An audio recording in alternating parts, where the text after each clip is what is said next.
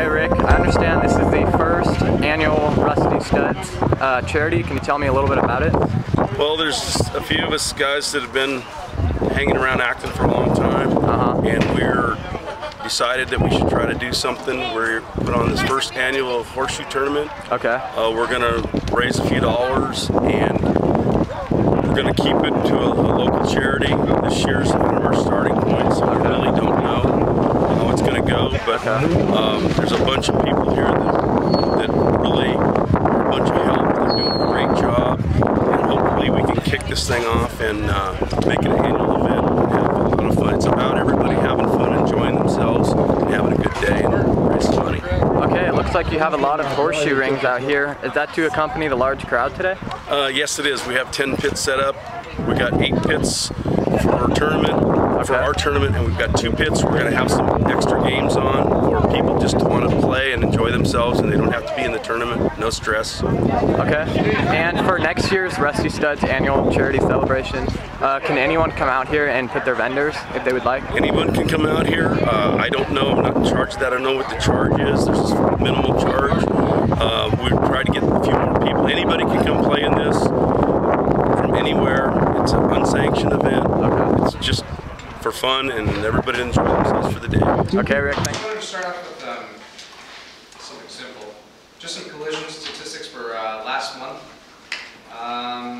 In the Agua Dulce area and the adjoining unincorporated areas, last month we didn't have much in the way of too many traffic collisions. We had 8 reported in the unincorporated area versus the 12 that we had the month prior. Of those, only 2 of those were injury.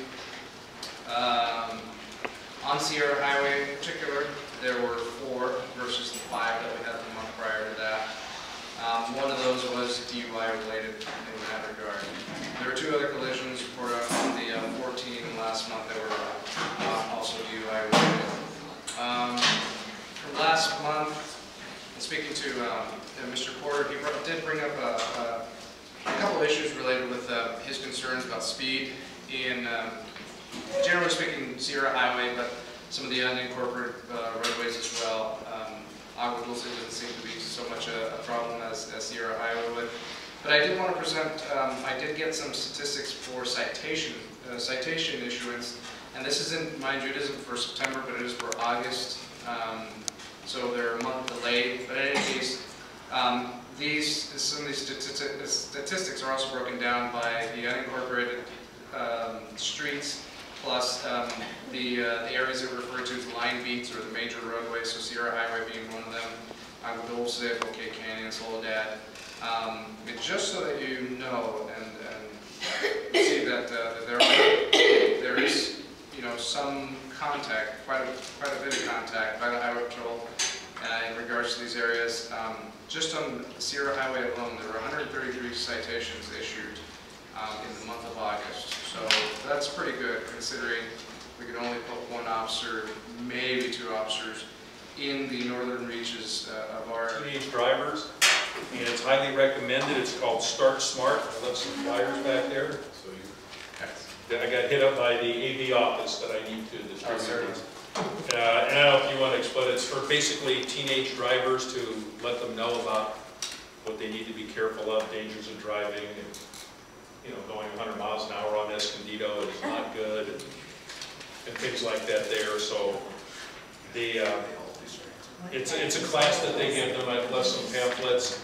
I was just reading about it, so it just says reported teen drivers are found at fault in 66% of all fatal collisions, which is a heck of a big number. So if we can reduce that, it will be good. So and we had those programs. They're working obviously primarily in Santa Clarita, because you don't have too many high schools that have to worry about this end over here. Antelope Valley does cover Acton and beyond, but we do have that program going, and if there's anyone else that you think could benefit from that, you notify Deputy yourself.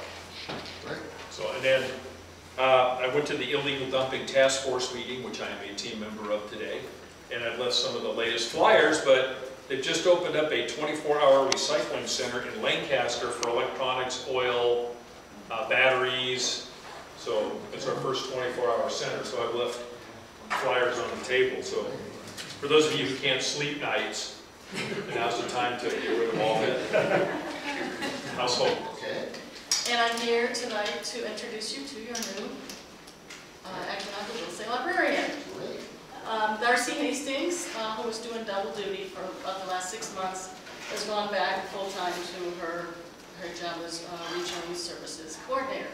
And Valerie Bailey over here is our new librarian. Awesome. Let me tell you a little bit about her. She began working for the county library in 2006, first as a library intern, and in 2007 she was hired as the government documents librarian at the Lancaster Library. In 2008 she was promoted to librarian 2 in the audiovisual department, and in 2009 she was promoted to a librarian 3 as the community library manager of the Canyon Country Library. And she was there until Canyon Country Library became part of the Santa Clarita library system, at which time she went back to Lancaster. And now we are able to bring her back here as a manager, reinstate her in her position.